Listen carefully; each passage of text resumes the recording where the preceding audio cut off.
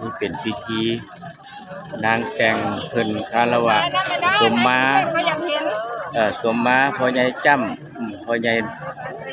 จ้ำของหมู่บ้านตอนนี้ครับพิธีขอขมาทุกสิ่งอย่างมื้อนี้เป็นมื้อเลี้ยงปู่ตาพ่อใหญ่จ้ำจะพากล่าวพาวา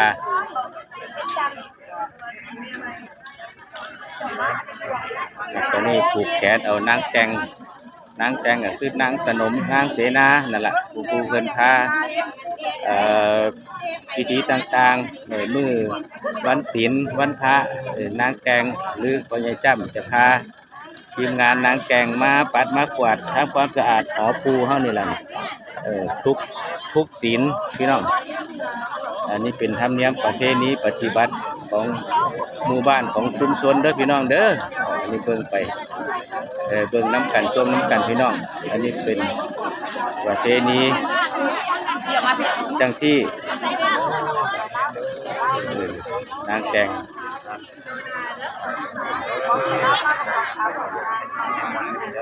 นะเบิ่งน้ำกันเด้อพี่น้องเด้อตอนนี้กำลังพ่อใหญ่จ้ำจะพาเว้าพาวาขอขมาทำพิธีบูชากล่าวมือเลี้ยงปูนี่แหละจังไดก็เบิ่งน้ำกันพี่น้อง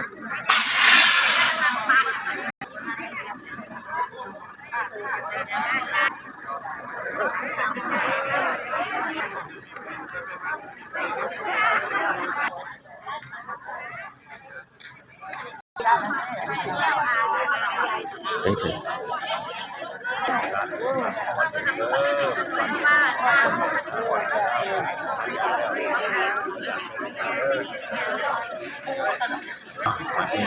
ได้เด้อ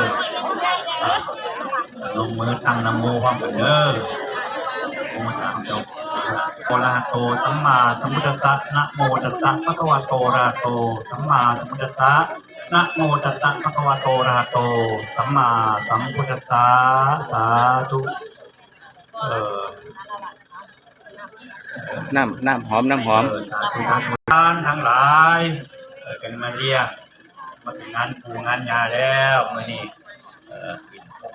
ปีทำเดือน6แล้ววันพุธวันนี้ทุกการ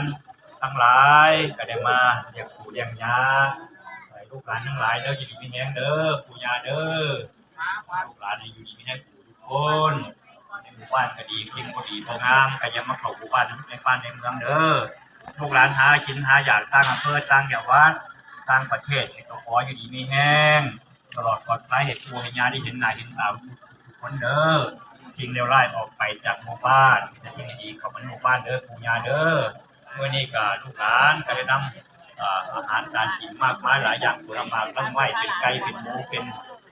น้ำอบน้ำหอมน้ำแดงของมากมายผลไม้ต่างๆเด้อหลากหลายมากมีขอเชิญปู่ย่าทั้งหลายปู่ย่าทั้งหลายมากินมาอยากให้ลูกกับน้ำบุกน้ำหลานเด้อทั้งทหารเจนาของปู่ของย่าทั้งหลาย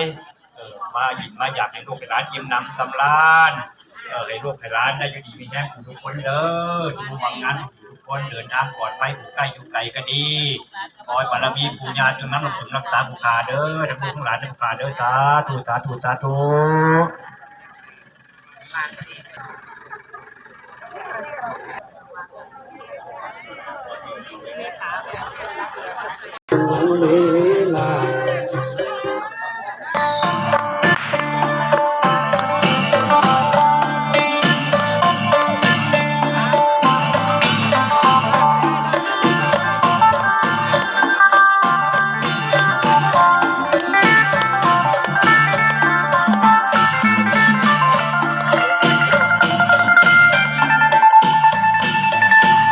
นางแต่งกำลังทำพิธีเบามาขนหัวลูกพี่น้องเป็นจังซี่คล้ายๆว่ามีแนวสิงมีแนวพาเป็นพี่น้องนี่บัวเสืออย่าลบหลู่ได้พี่น้องเด้ออันนี้เป็นประเพณีหรือเป็นแบบได้แล้วครับพี่น้องเบิ่งเอาพิจารณาเอาพี่น้องนี่นางแต่งจะฟ้อนขึ้นจะเต้นลำ ไปตามจังหวะเพลงเลยพี่น้อง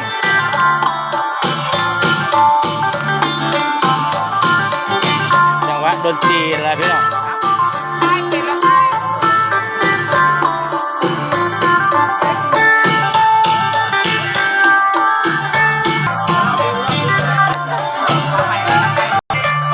อันนี้บรรยากาศพี่น้องอันนี้ละบรรยากาศน้ำแกงเพิ่นกับพากันฟ้อนอ้อมหอปูอ้อมหอปูเฮาจังซี่ล่ะครับนี่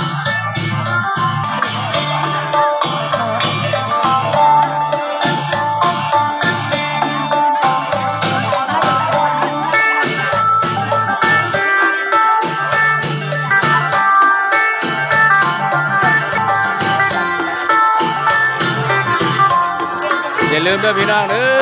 เขาเห็นคลิปนี้แล้วก็อยู่ทางได้ใกล้ทางไกลจะเลื่อนลุ่งเรืองจังสิละอยู่ทางใกล้ทางไกลอยู่ไสก็แล้วแต่อยู่ต่างอำเภอต่างจังหวัดต่างประเทศเห็นคลิป YouTube พ่อใหญ่สายแล้วก็อย่าลืมกดติดตามกดกระดิ่งกดกระโหลกกด Subscribe กดไลค์กดแชร์ให้เด้อให้บ้านพี่เมืองน้องหรือบ้านใกล้เรือนเคียงเขาเห็นกันเบิดทั่วโลกแล้วล่ะเห็นกันเบิดทั่วโลกแล้วอยู่ไสก็แล้วแต่โจกโลกโลกหัวโลกเหนือก็เห็นกันแล้วพี่น้องนี่อันนี้เป็นประเพณีเป็นวัฒนธรรมท้องถิ่นบ้านของเฮาที่ยังรักษาประเพณีสืบต่อกันมาหลาย10 ปีแล้วพี่น้องนี่บ้านนี้ตั้งมากันตั้งแต่ปีพ.ศ. 2525พุ่นล่ะพี่น้อง2525เด้อ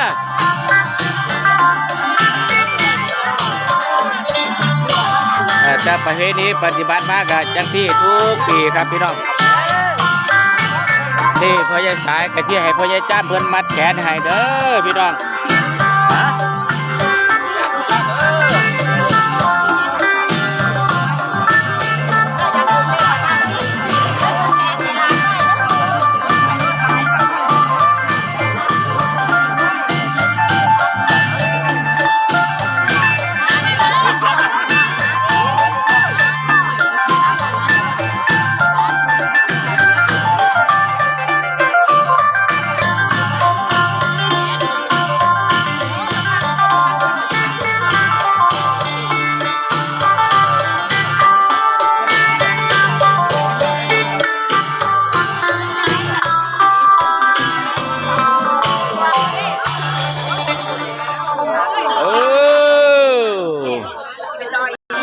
ปูยังบ่อิ่มเถอะเด้อลูกหลานเพิ่นมากินน้ำอยู่ลูกหลานกำลังกินมาเสวยอยู่มาเสวยมากินปูยังบ่อิ่มให้ปูอิ่มให้ลูกหลานเพิ่นอิ่มก่อนมื้อนี้ก็มีเหล้าไหไก่โตมีน้ำส้มน้ำหวานน้ำแดงกล้วยอ้อยซอยปีมีเบิดมาเด้อปูเด้อพาลูกพาหลานพาบริวารมาอยู่มากินให้มันอิ่มมันเต็มแล้วก็จังค่อยปล่อยสิ่งสำหรับนี่ที่เอามาเส้นไหว้นี่เป็นหัวหมูเป็นไก่เป็นกาอิหยังกะเป็นของไผของมันล่าเพิ่นก็สิมาแบ่งกันกินเศษกินนี่ละกินของที่ปู่ย่าเพิ่นเฮามาเส้นไหว้นี้บ่เป็นหยังพี่น้องนี่เป็นสิริมงคลเป็นสิริมงคลเพราะว่าอันนี้เป็นประเพณีแล้วประเพณีบ้านของเฮาแล้วเดือน6เด้อจะตรงกับเดือน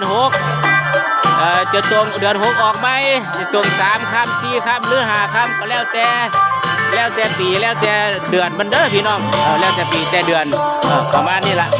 อันนี้ลูกหลานแผนกบังไฟก็มีคือเก่าแผนกบังไฟเลี้ยงปูเลี้ยงยาแล้วกับบังไฟก็มีบังไฟแสนบังไฟล้านพุ่นละพี่น้องบังไฟแสนบังไฟล้านพุ่นละนี่ไปเบิ่งบังไฟพี่น้องลูกหลานกำลังจุดเตรียมเลี้ยงปูเลี้ยงยานี่แล้วเดือน6แล้วก็ต้องขอฟ้าขอฝนขอฟ้าขอฝนอันนี้แผนกกลุ่มวัยรุ่นกลุ่มพ่อบ้านกลุ่มวัยรุ่นกลุ่มพ่อบ้านปพลหรือชลบพลสของหมู่บ้านกะพาลูกพาหลานเป็ดบังไฟนี่ละนี่บังไฟจังไดพลสเป็นจังไดขึ้นดีบ่ขึ้นดีเนาะโอ้ยสุดยอดเลยบังไฟลาดบ้านเฮานี่บ่นี่ แน่ๆกะจังใดก็ต้องทาแป้งจังหน่อยทาแป้งจังหน่อยทาแป้งพวกแผนกจุดบังไฟขอผ้าขอฝนขอพญาแถนจุดบังไฟไปหาพญาแถนเพื่อขอฟ้าขอฝนละพี่น้องเป็นประเพณีบ้านของเฮาจังซี่ละเหมือนกัน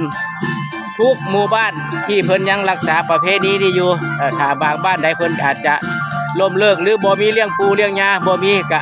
ก็บ่เป็นหยังเนาะพี่น้องเนาะอันนั้นก็แล้วแต่บ้านไผบ้านมันแล้วแต่ธรรมเนียมของเปิงบ้านเพิ่นตอนนี้ปูยาใกล้แล้วล่ะใกล้สิอิ่มใกล้สิเต็มแล้วล่ะพาลูกพาหลานมากินอยู่เด้อชมบรรยากาศไปเรื่อยๆเนาะพี่น้องเนาะบรรยากาศนี่ล่ะรอปูรอยาเสวยภัตตาหารเสวยเครื่องอยู่เครื่องกิน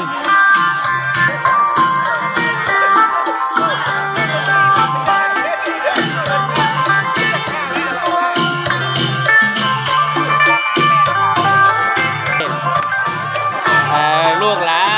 นชาวบ้านเขากับมาผูกแขนน้ำพอใหญ่จ้ำกับนางแจง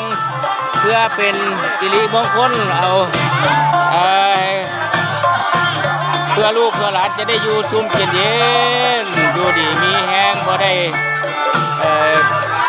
เจ็บไข้ได้ป่วยอันนี้เป็นประเพณีเป็นธรรมเนียมบ้านของเรามาเด้อลูกหลานกับมาผูกแขนน้ำพ่อใหญ่จ้ำน้ำนางแตงเด้อมาผูกแขนเอารับขวัญมาเป็นสิริมงคลบังไฟขึ้นบ่ขึ้นก็ได้ล้มตุ่มพี่น้องเบิ่งพี่น้องนั่นบ่นั่นจุดบังไฟแสนบังไฟล้านเขาแล้วก็ต้องมีวิธีการต้องอาบน้ำหอมเป็นว่าพี่น้องแผนกบังไฟแสนบังไฟล้านเขาเตรียมแล้วเนี่ยกำลังเตรียมการใกล้สิขึ้นห้างแล้วใกล้สิขึ้นห้างแล้วขึ้นห้างไปแล้วบังไฟล้านเขาปุ่นเบิ่งพี่น้องอันนี้ก็จุดด้วยไฟฟ้าพุ่นเด้อพี่น้องบังไฟล้านเขาก็ได้นี่กำลังต่อขวาต่อสายชนวนสมัยนี้เขาพัฒนาแล้วเนาะพี่น้องเนาะบังไฟใหญ่บังไฟน้อยก็ด้วยจุดด้วยชนวน